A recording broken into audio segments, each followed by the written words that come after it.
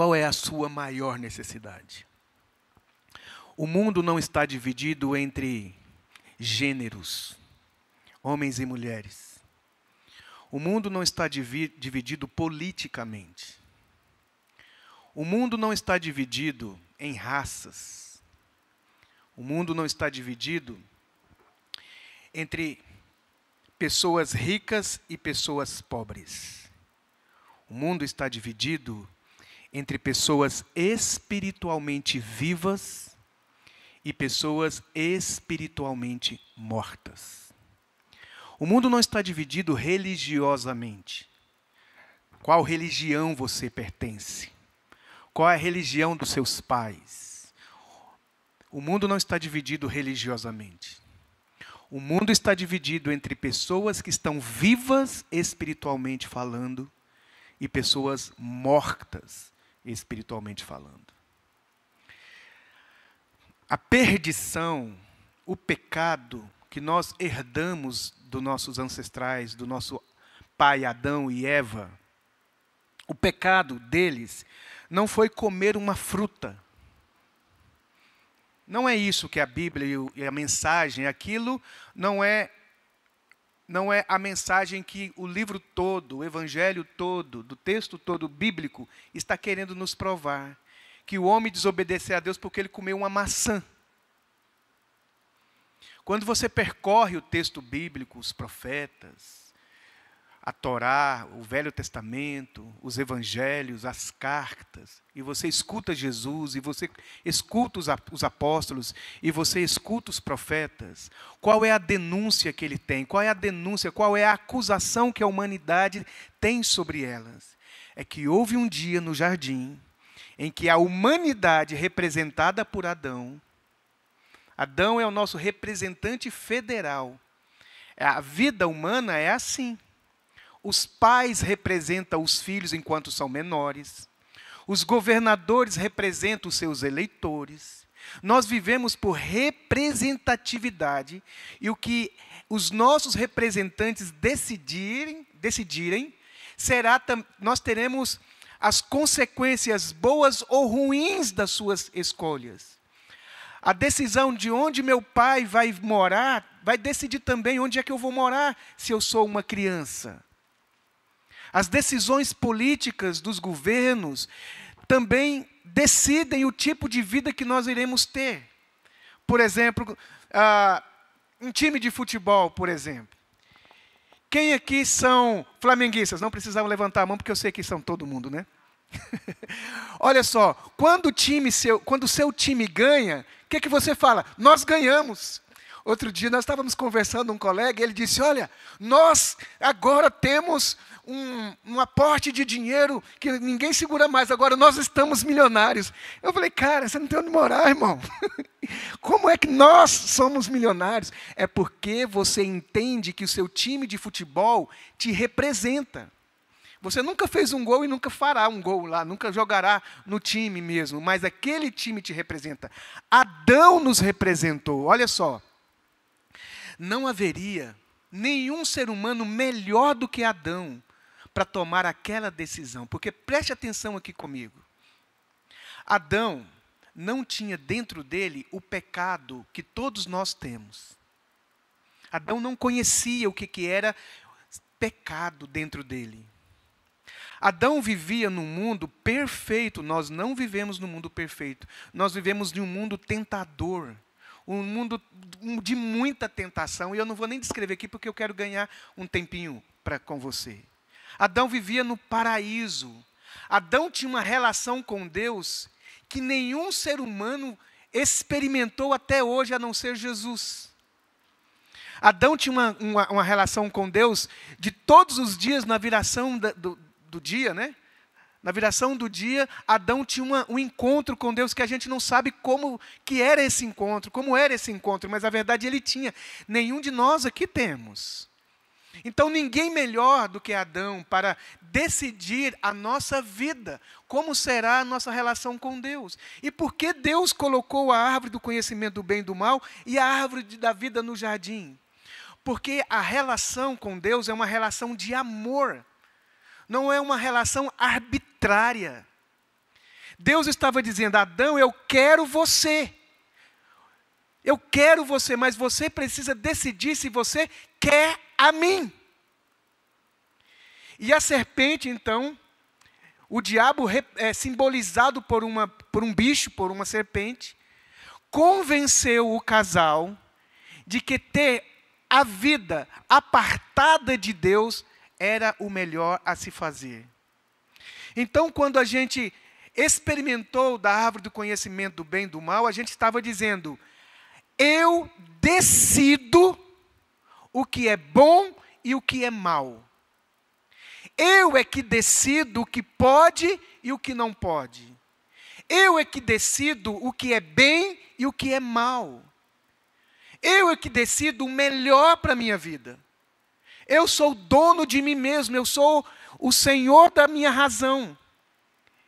E eu até aceito Deus na minha vida, se Deus vier para realizar os meus desejos. Deus disse: se você fizer isso, você vai morrer, porque você não tem substância. O certo e o errado, o bom e o mal, verdade e mentira, já está decidido em mim. E não há como você assumir essa condição, porque você não se basta. Você vai morrer. Adão disse: não vou. E ele então vira as costas para Deus. E então hoje, o nosso problema, o seu maior problema, não é o seu peso. Seu maior problema não é os seus sentimentos. Seu maior problema não são as suas frustrações, as minhas frustrações. Nosso maior problema não é financeiro. O maior problema da humanidade não tem a ver com questões ambientais. Aqui neste lugar, mesmo que você seja da Nova Vida há muitos anos, ou católico, evangélico, não importa. Talvez o meu maior problema e o seu maior problema, olha aqui para mim, é que pode ser que nessa manhã você seja uma pessoa morta. Religiosamente morto.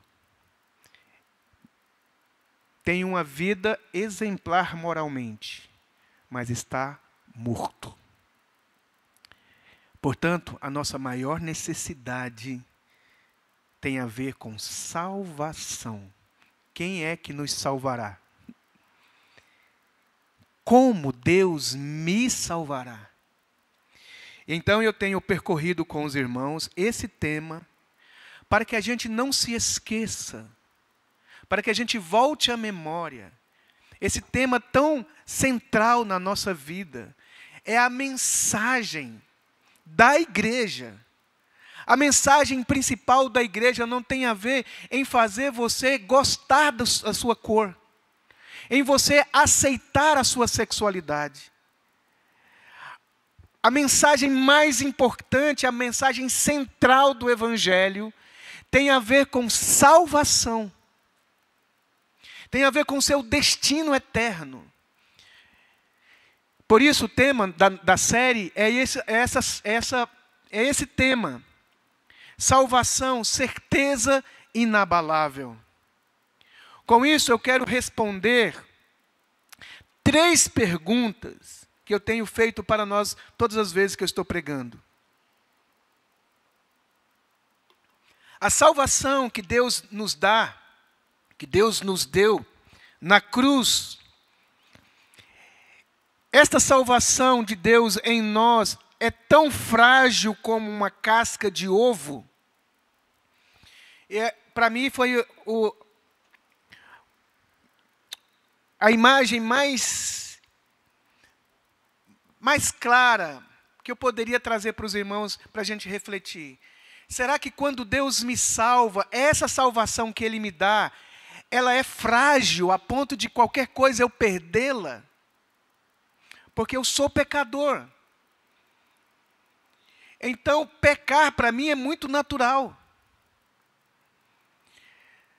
Às vezes nós pensamos que pecado tem a ver só com coisas muito grotescas, como um adultério, um assassinato. Mas Jesus chamou esse assunto para mais próximo de nós. Talvez você falar mais alto do que devia com seu marido. falar num tom que expressa uma ira e uma maldade, um olhar de reprovação, um olhar que ninguém viu, mas você olhou com reprovação. Naquele momento você perdeu a salvação se Jesus voltar? Um sentimento de ódio, de rancor, de mágoa, de desprezo, além da medida. Você não querer ajudar alguém, além da medida da sua explicação. Será que você não pecou? Então pecar para nós é muito fácil, é muito natural, e muito simples e muito fácil. Eu quero saber se aquilo que Deus fez por mim e em mim é algo que tem substância, é forte, me sustenta. Ou ela é frágil como uma casca de ovo. São as minhas mãos fracas e frágeis. A salvação são minhas mãos fracas e frágeis. A minha religião, a minha dedicação, o meu bom testemunho, a minha moral ilibada. São essas coisas que podem segurar as mãos fortes e poderosas de Deus. E se eu conseguir durante a minha vida toda me manter fiel, leal a Cristo e não pecar, nunca é isso que me garantirá a minha salvação. Terceira pergunta. É a obra de Cristo mais poderosa do que a obra de Adão? O que Jesus fez na cruz por mim, que é o meu representante, o que Jesus fez por mim na cruz, é mais poderoso do que o Adão fez contra mim no jardim? Então essas três perguntas é o que eu venho tentando responder.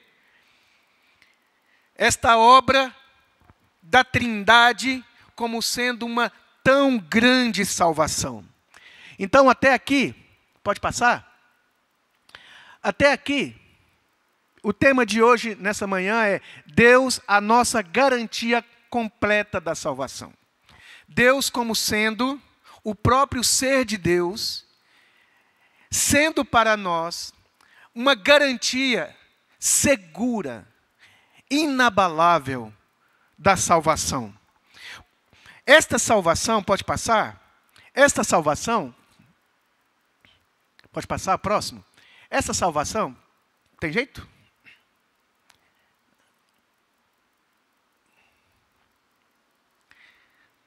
Deu tilt? Esta salvação, ela precisa ser compreendida sobre o que é perdição. Para a gente entender salvação, a gente tem que entender assim, de que Deus está me salvando. Às vezes, você e eu pensamos que salvação tem a ver com geografia. Depois nós vamos ler esse texto. A salvação para nós, muitas vezes, tem a ver com geografia. Deus me tirar do inferno e me colocar no céu. Mas salvação é mais do que isso, queridos irmãos. Pense aqui. Imagine que tem um bandido perigoso. Muito perigoso. Ele mata, ele rouba. Ele é capaz de fazer as maiores atrocidades. A melhor coisa a fazer com esse homem, com esse ser humano que se desumanizou, ele se tornou um perigo para nós. Ele pode matar os nossos filhos, ele pode estuprar a nossa esposa, ele pode nos assassinar, ele pode roubar. Ele é um assassino. A melhor coisa a fazer com ele é prendê-lo. Mas aí Deus o ama. A gente acredita que deixar esse bicho livre na sociedade é salvar ele. Esse ser humano, pode passar para frente, depois do texto que você colocou, Carmen? Esse problema que nós temos, são três. Para três pessoas. Nós temos três problemas com três pessoas. Nós temos problema com Deus, nós temos problema com o diabo e nós temos problemas em nós mesmos. O nosso problema com Deus é que nós nos tornamos inimigos de Deus. Nós temos uma dívida impagável. Então nós necessitamos de perdão. Nós precisamos pagar essa dívida, só que nós não damos conta de pagar essa dívida. E outra coisa, nós somos escravos do diabo, de acordo com Efésios capítulo 1, versículo 1, 2 e 3. Nós seguíamos o curso deste mundo, fazíamos a vontade dos príncipes da potestade do ar. Então nós temos um problema de escravidão que o diabo nos ensina a viver do jeito nosso. presta atenção, o diabo nos ensina a viver do jeito que nós queremos viver. O diabo não quer que você faça a vontade dele, diabo. O diabo quer que você faça a sua vontade. Essa foi a promessa dele desde o jardim. Não é que ele quer que você se torne um adorador de Satanás, venha que me louvar, não é isso. O projeto do diabo sempre foi você ser dono de si mesmo. Decidir quando, como e por quê. Então nós temos um problema de escravidão, em que um inimigo torce, esforça, trabalha para fazer a nossa vontade. E nós temos um problema com a gente, que a gente está morto. Então não adianta eu libertar esse maligno, esse ser humano desumanizado da cadeia, e ele continuar maligno. Ele vai assassinar, ele vai roubar. Então a salvação, ela é completa. Ela é o perdão dos nossos pecados, a libertação de Satanás e a regeneração. De maneira que, pastor, eu salvo, está tudo bem, agora eu posso fazer o que eu quero? Pode. Porque você salvo, você não é mais um monstro. Você salvo, regenerado, você não tem mais os mesmos apetites que dominavam a sua natureza antes. Você regenerado, você agora tem outra vontade, de acordo com o profeta Ezequiel, que disse, e Jeremias, que disse que Deus nos daria um coração, um novo coração, e que esse coração conheceria o Senhor e o temeria para sempre. De maneira que o regenerado, o salvo, tudo que ele quer na vida dele é fazer a vontade de Deus. Então, o crente, o regenerado, ele pode fazer o que quiser agora? Pode. Porque o regenerado é um filho de Deus. Ele quer fazer a vontade do Pai dele. Ele luta contra o pecado. Ele sempre vai lutar contra o pecado. Então, ser perdoado ainda não nos salvou completamente. Precisa me libertar das garras do diabo. E ele nos libertou do império das trevas e nos transportou para o reino do Filho do seu amor. E ele vos deu vida, estando vós mortos nos vossos delitos e pecados. Portanto, se os seus desejos ainda é uma vida independente e egocêntrica, você não foi salvo. Se eu disser para você, você está livre agora, então eu posso casar quantas vezes? Não, filho, você não, se seus desejos ainda é voltar a praticar o que você praticava antes, perdão, irmão, você só mudou de religião, mas você está morto ainda. Porque o salvo quer viver de maneira digna do Evangelho. Pode passar? Então volta lá no texto, Carmen, por favor. Esse texto, eu quero ler esse texto com você, que é o nosso tema hoje, que é Deus como garantia. Eu disse anteriormente sobre regeneração, sobre o perdão de Deus, sobre o nome está escrito no livro da vida, e hoje eu quero falar com você sobre Deus como sendo a nossa máxima garantia de salvação. Vamos ler esse texto? Deixa eu ler para você. Efésios capítulo 1, 13 e 14. Irmão, se tiver algum erro de português aqui, concordância, erros gráficos, a culpa é do Juscelino. O Juscelino, ontem nós saímos aqui do ensaio, eu falei, posso ir lá na sua casa? Eu falei, pode. Eu pensei que era assim, aquela visita básica, né, irmão? Não foi, né? Aí ele saiu de casa quase meia-noite, alguém tem que falar para esse irmão que não é desse jeito. E aí ele foi lá para casa, a gente ficou conversando, foi um anjo de Deus que foi lá em casa, como foi maravilhoso para a gente essa comunhão, mano. E aí eu fui fazer esse esboço, colocar no PowerPoint, mano, era 1h da manhã, eu estava, não sei, já estava chamando Jesus de Genésio. Estava mais para lá do que para cá. Então tem muitos erros aqui, os irmãos me perdoem. Olha só, Efésios capítulo 1, 13 e 14. Veja só, irmãos, em quem também vós estáis. Né? Esse em quem aí é Jesus. Em Cristo também vós estáis. Quando? Depois que ouvistes a palavra da verdade. É o meio de salvação. Depois que você ouviu a palavra da verdade. Que palavra é essa? O evangelho da vossa salvação. Precisa de salvação. E tendo nessa palavra que refere a Cristo, tendo nele também crido. fostes o quê? Selados com o Espírito Santo da promessa. Esse Espírito Santo da promessa é o penhor da nossa herança para a redenção da possessão adquirida. Essa possessão aqui somos nós, que Deus nos salvou, colocou em nós um selo e também nos deu um penhor, porque Ele adquiriu essa possessão, nos adquiriu para o louvor da glória dEle. Efésios 1, 13 e 14. Agora, Efésios 4, 30. E não entristeçais o Espírito Santo de Deus, no qual fostes o quê, irmãos? Para quando? Para o dia da redenção. Segundo aos Coríntios 1, 21 e 22. Ora, é Deus quem, em Cristo, nos confirma e nos ungiu, e quem nos selou e nos deu o penhor do Espírito em nossos corações. Agora, que riqueza de texto, irmãos. Olha que riqueza desse texto, em quem a gente pode descansar a alma, o coração, a fé, de que uma pessoa que foi salva porque creu no Evangelho, que recebeu vida, que foi regenerado pelo Espírito Santo, que o seu nome foi escrito no livro da vida, depois você vê lá no YouTube essa mensagem, que o seu nome foi escrito no livro da vida, que o seu pecado foi cancelado lá na cruz. Além disso, de todas essas grandes obras de salvação, Deus fez ainda mais. Deus selou e se colocou como um penhor da nossa herança. Pode passar para frente? Pode passar para frente, por favor? Pode passar? Já falei isso, pode passar?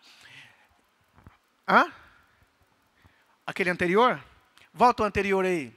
Então, é isso aqui que eu disse, ó. Para que você fosse salvo, para que você fosse salvo, você precisa do perdão de Deus, você precisa ser liberto do diabo e você precisa receber uma nova vida. Se não aconteceu isso aqui em nós, não tem salvação. Não é só o perdão, não é só a libertação e não é só a regeneração. Essas três coisas acontecem simultaneamente. Se não ocorreu isso em você, você recebeu um banho de igreja, canta como filho de Deus, vai na igreja de Deus, lê a Bíblia de Deus, tem compromissos religiosos, tem uma boa moral, paga suas dívidas, mas está morto.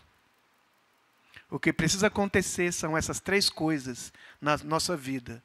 Deus ter nos perdoado na cruz, eu acolher o perdão de Deus, me submeter ao perdão de Deus, ansiar, desejar o perdão de Deus. Preciso que Deus me liberte de Satanás. Eu preciso que Deus mude os meus desejos, as minhas inclinações, minhas paixões. Eu não consigo fazer isso. Eu preciso de um Salvador. E Deus fez isso. E eu vim caminhando com os irmãos, explicando algumas coisas que Deus fez por nós. Passa, por favor. E o que Deus fez por nós, salvações são ações definitivas e prontas. São ações que não é assim que Deus está tentando te dar uma nova vida. Ou Ele te deu, ou Ele não te deu.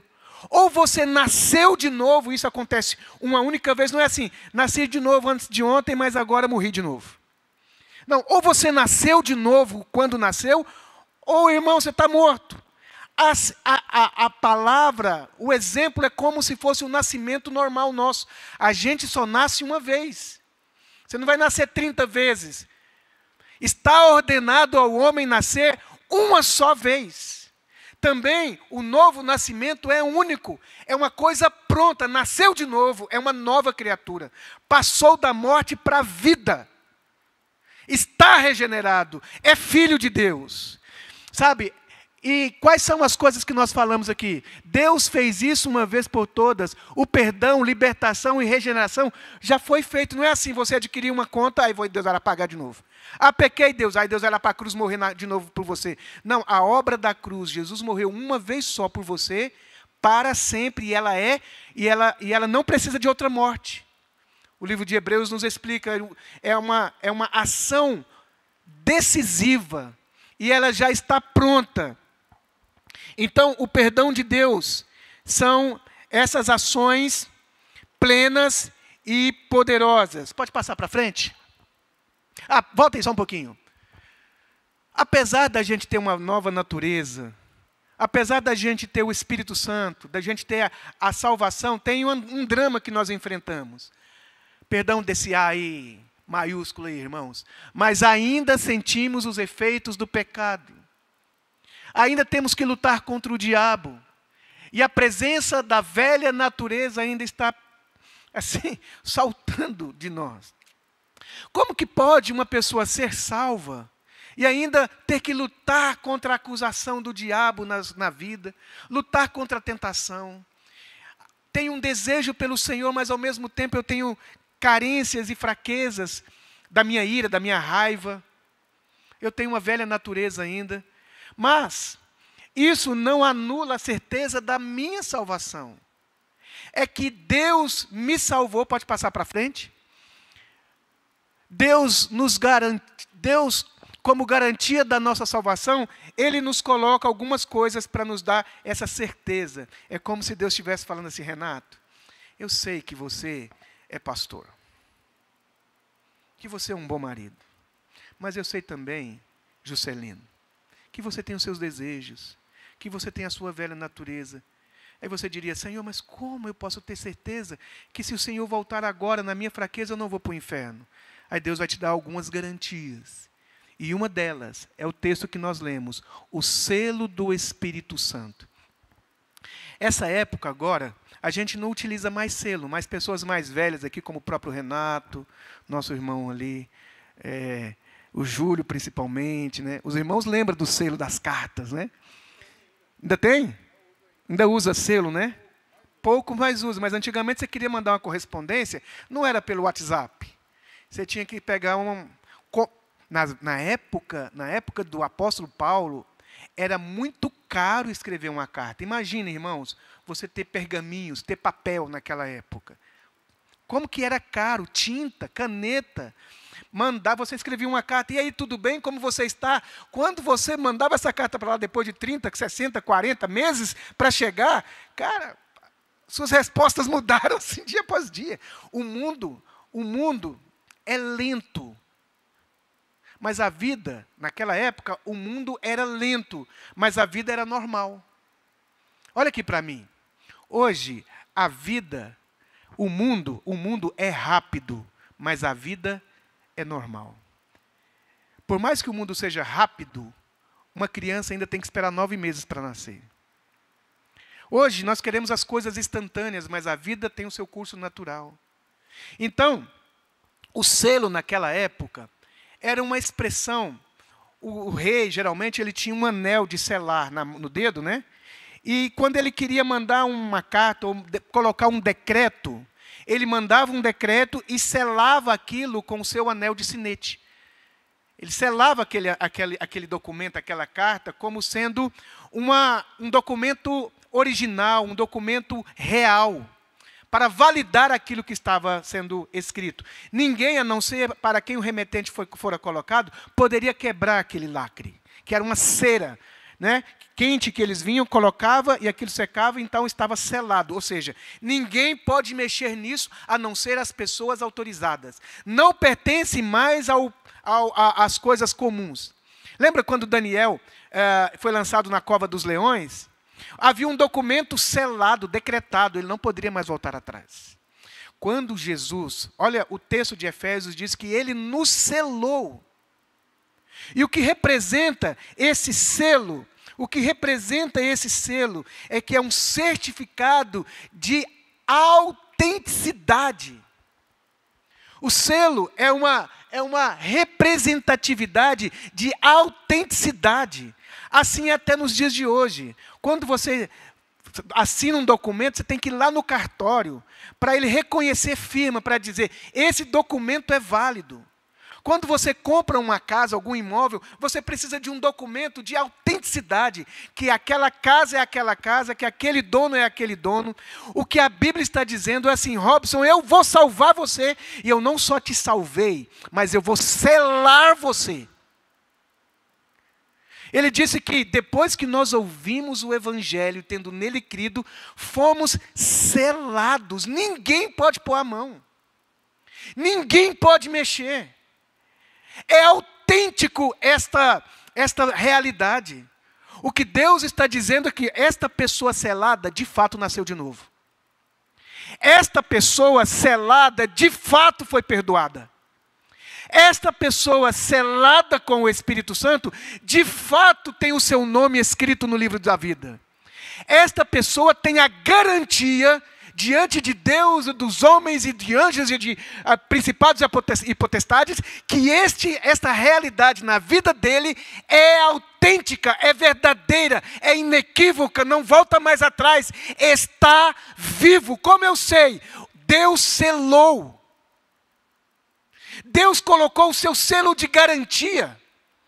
Deus colocou o seu selo de autenticidade. É verdade isso que aconteceu. Portanto, uma pessoa que nasceu de novo não perde a sua salvação assim como se quebra um ovo com facilidade. Porque o que aconteceu na vida dele são coisas muito poderosas.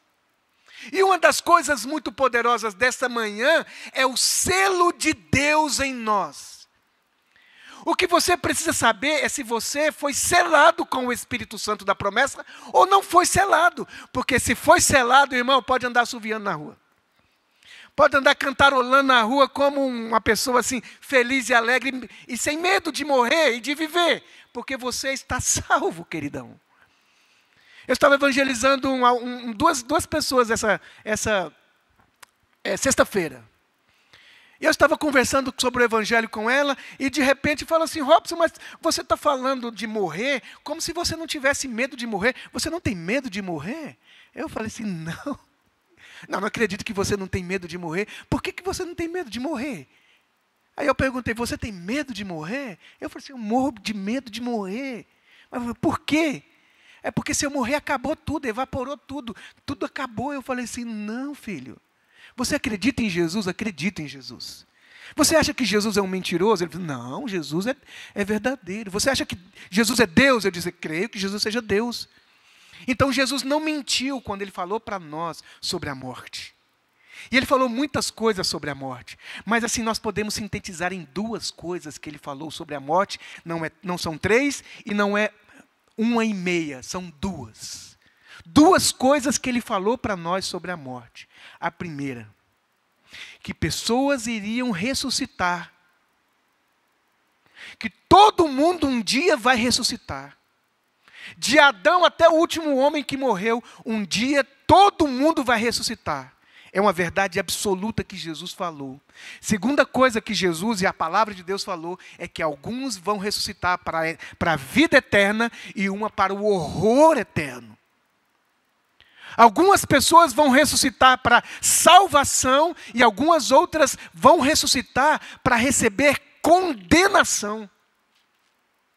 E Jesus falou para aqueles que entregaram a vidas a Ele, que recebeu, acolheu o perdão e creu nele, e o segue, que estas pessoas têm a garantia de que passou da morte para a vida.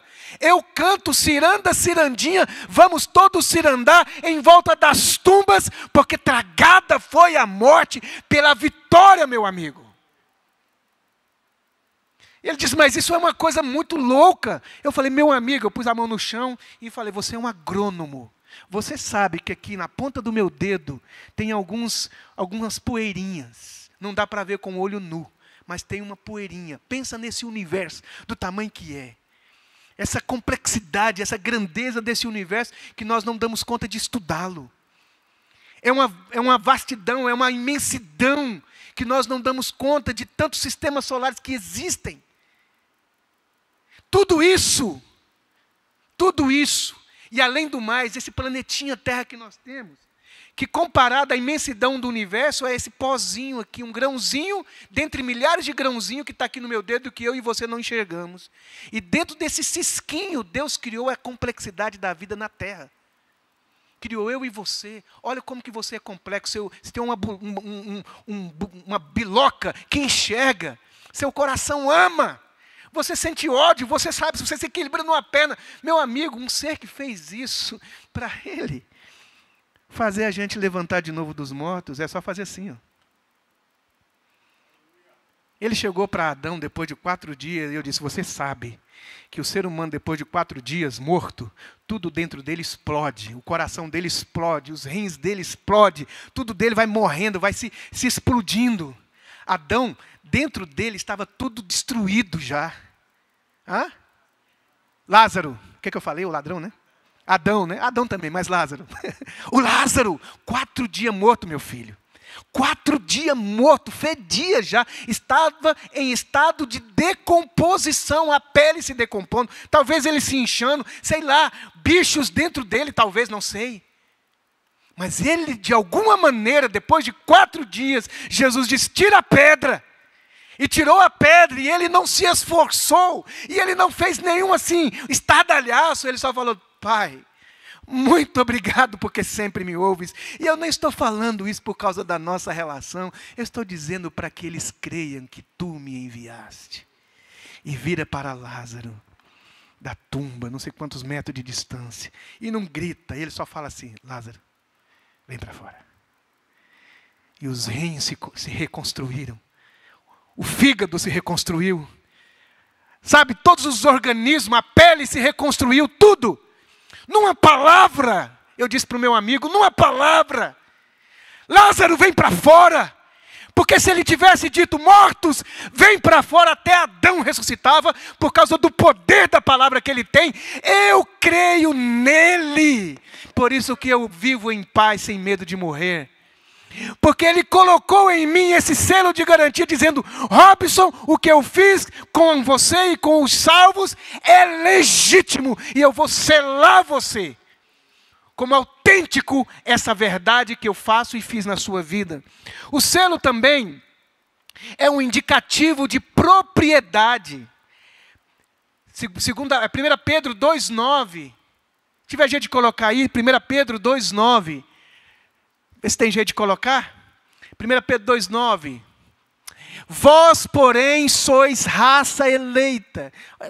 Eu poderia pregar sobre isso. Por que eu sou salvo? Porque eu fui eleito antes da fundação do mundo, de acordo com a sua presciência. Sacerdócio do rei. Nação separada, nação santa. Povo de quê, irmão? De propriedade, o quê? Exclusiva de Deus. Quem eu sou, quem você é, se você nasceu de novo, você é nação santa. Você é sacerdócio real. Você é povo adquirido. Propriedade de um só dono, exclusiva. Eu quero saber quem é que tem poder nesse universo de dizer, é teu, mas eu vou usar. É teu, Deus, mas eu vou pegar. É teu, mas eu vou causar dano. Não. Não é bem assim.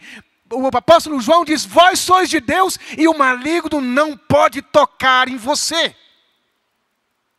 Pode tentar te enganar, mas ele tem um limite até onde ele pode ir. Por quê? Porque você pertence a Deus. Olha o que diz a beleza de 1 Coríntios 6, 19 e 20. Olha que maravilha dessa coisa de propriedade, esse selo de propriedade. 1 Coríntios, acaso não sabeis que o vosso corpo é santuário do Espírito Santo e que está em vós, o qual tendes da parte de Deus? Olha só isso aqui, irmãos.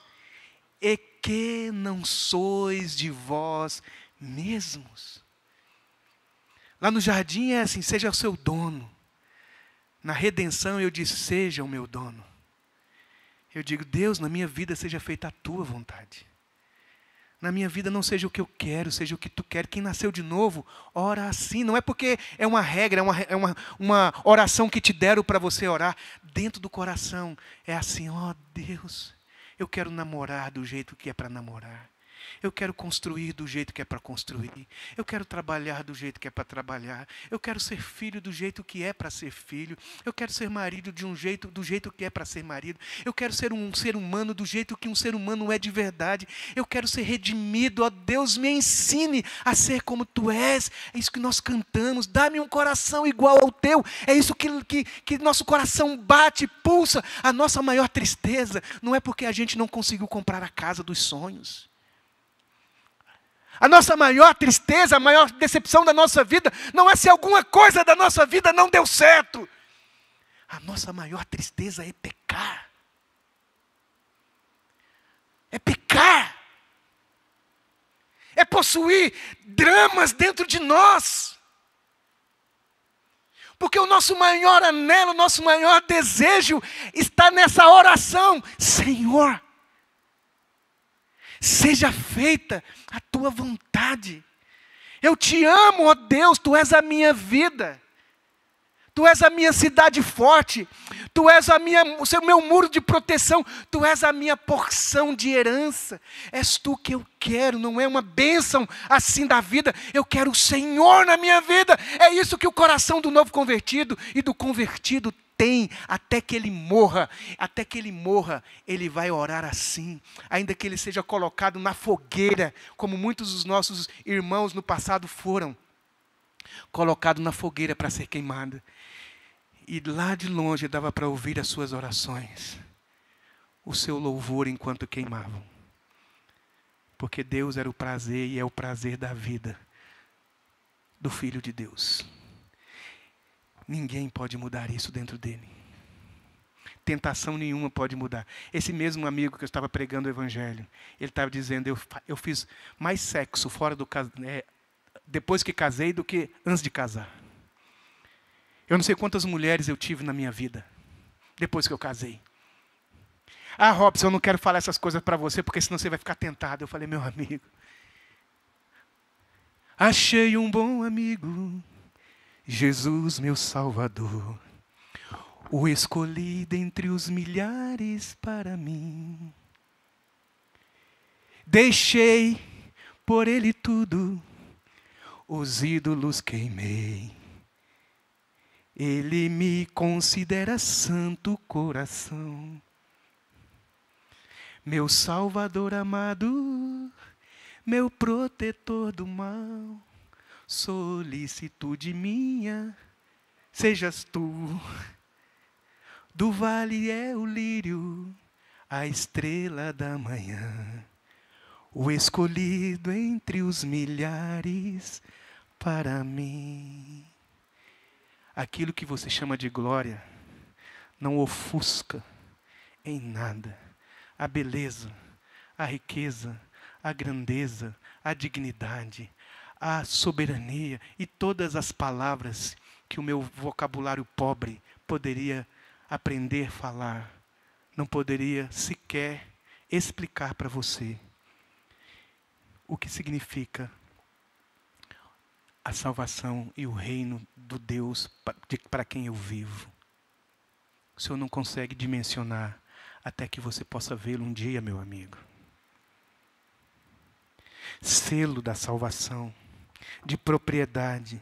E não só o selo, é o penhor. Você sabe o que é penhor? Penhorar? Nós vamos fazer um negócio. Eu vou contratar você para fazer alguma coisa para mim.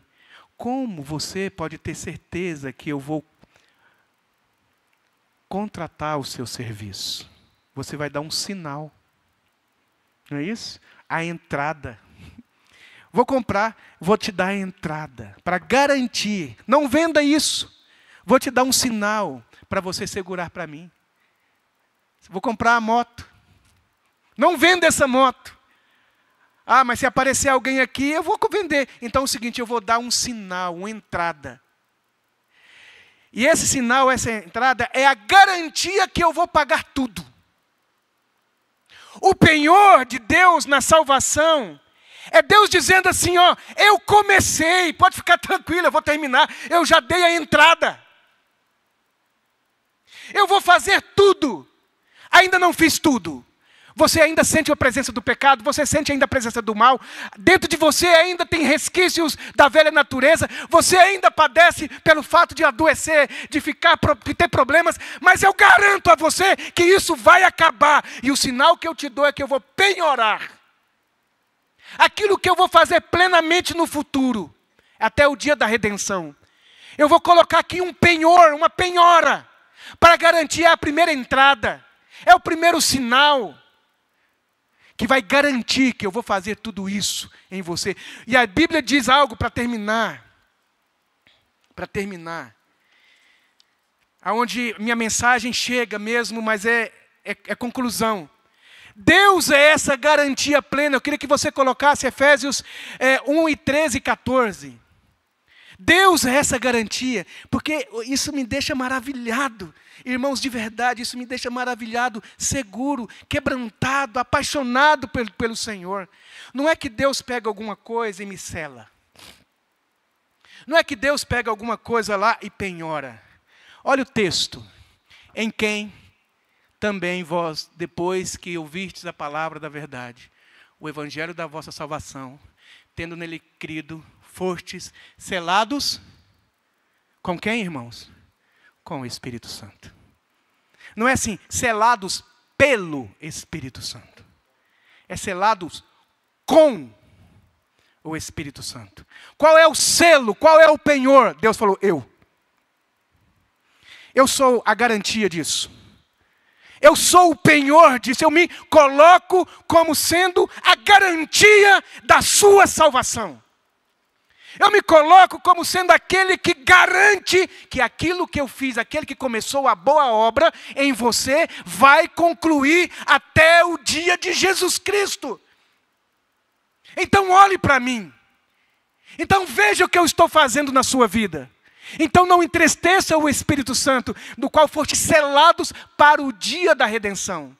Senhor, olha a minha fragilidade, eu estou com você. E eu vou te sustentar até o dia da redenção. Posso ter certeza, eu sou a garantia. Eu sou o selo. Então, meu irmão, minha irmã, como é que eu posso me perder? Como? Me explica. Como é que eu posso me perder? Mas se você pecar, não pequeis. Mas, se pecardes. O pecado para mim, irmão, é uma afronta. O pecado por quem nasceu de novo não é uma afronta contra Deus somente. É uma afronta contra si mesmo. Se o pecado que você peca não te afronta, não te envergonha, não deixa você assim, eu não gosto disso, eu detesto isso, eu não quero isso, eu não quero ser assim. Você não nasceu de novo, irmão. Mas a minha fraqueza não anula a grandeza da obra da salvação na minha vida. Eu não sei assim o tamanho da minha fraqueza, da sua fraqueza e da sua fragilidade, de momentos bons e ruins que a gente vive na vida cristã. Mas eu sei que se você nasceu de novo, você vai se despertar. Vezes e vezes você se desperta.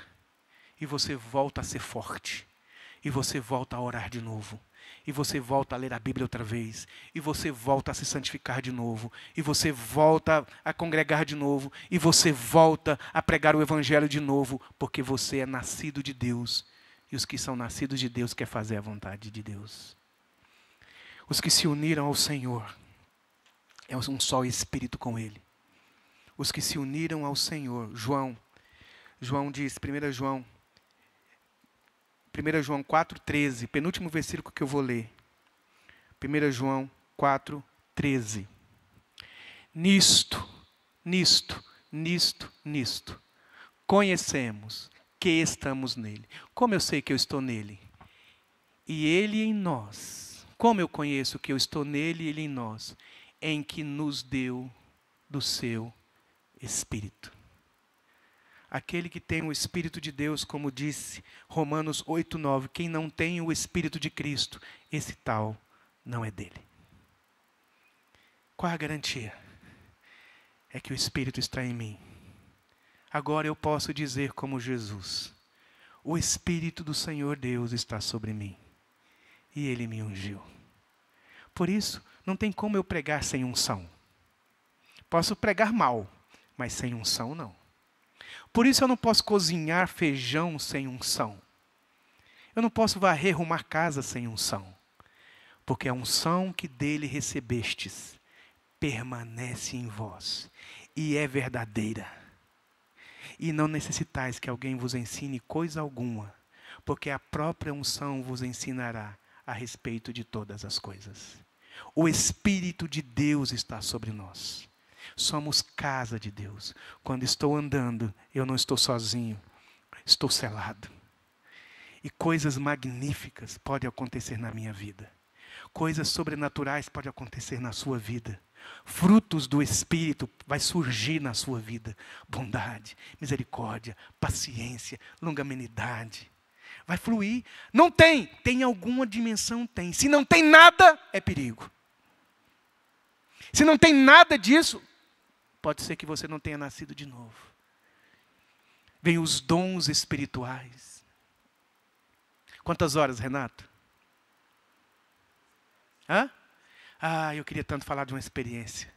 Mas eu vou falar nela no outro dia para você. Do Espírito Santo. Nas nossas vidas e o que eu experimentei. Nessa manhã, a coisa mais importante que você precisa perguntar a você mesmo enquanto você vive. Eu nasci de novo. Eu tenho o selo do Espírito Santo em mim. Eu sou uma nova criatura. Ou eu sou um bom religioso. Eu sou misericordioso, paciente, bondoso. Eu tenho amor pelo Senhor. Eu amo meus inimigos. Eu perdoo pecados graves. Eu me arrependo com facilidade. Eu peço perdão. Eu sou generoso. Eu sou uma nova criatura. Eu tenho prazer em Deus. Eu sou adorador de Deus. Eu tenho impulsos de pregar o Evangelho para outras pessoas. Se tudo isso que eu estou perguntando para você, existem, mesmo que seja um brotinho, irmão, bem-vindo à família de Deus. Bem-vindo, irmão. Nenhuma condenação há para os que estão em Cristo Jesus. Amém? Vamos ficar de pé. Eu tenho que tocar, né? Porque não tem tocador. O Lucas vai vir. Eu nem sei que música nós vamos cantar, irmão. Você sabe? Você sabe? Então vamos segurar as mãos uns dos outros para a gente terminar juntos, como a gente faz. Eu acho tão bom a gente fazer isso, da gente terminar a reunião segurando na mão dos outros, que a gente está dizendo, somos uma família, de gente redimida, de gente salva, de gente amada, de gente que amou o Senhor. Na próxima vez que eu for pregar a mensagem, vai ser uma mensagem difícil, porque eu vou falar sobre apostasia. A apostasia é a criptonita da salvação. A apostasia é o caminho, o pecado é um caminho que nos leva à apostasia. E quando a gente vive deliberadamente no pecado, a gente está indo para um lugar chamado apostasia. E quando você chegar lá, não resta salvação. Não é que você perdeu a salvação, é que você não se importa mais com isso. E isso é trágico. Então, na próxima semana, na próxima vez que eu for pregar, eu vou falar sobre apostasia. E esse ensino sobre apostasia, ele é tão amplo que ele mereceria mais pregações. Mas eu vou tentar pregar não, porque se a gente vai pregando um tema, vai cansando, está querendo que termine logo. Mas eu resolvi pregar isso para nós, para a gente ver que a nossa salvação não é uma coisa assim, frágil, simples. Não. Há um empenho da Trindade em coisas grandes demais que Ele fez para nos salvar. Por isso a luz resplandece e as trevas não podem contra ela. Por isso que maior é o que está em nós do que o que está no mundo. Bem-aventurados somos nós, irmãos, os redimidos. Não é porque nós somos evangélicos, não tem nada a ver com isso. Tem a ver da obra de Deus em nossos corações que nós acolhemos. Olha essa expressão, os que se uniram ao Senhor é um só espírito com Ele. Vamos dizer isso? Os que se uniram ao Senhor é um só espírito com Ele. Sabe essa expressão, você lembra que se unirá o homem à sua mulher e os dois serão uma só carne. É uma expressão de casamento, de aliança, que Deus utilizou lá, que o apóstolo escrevendo a Bíblia, ele utilizou lá de Gênesis. Assim como Adão se une à sua esposa, se torna uma só carne com ela. Assim também aqueles que se uniram ao Senhor é um só espírito. Um só espírito. Quem você é? Eu sou um com Deus. Louvado seja o nome do Senhor.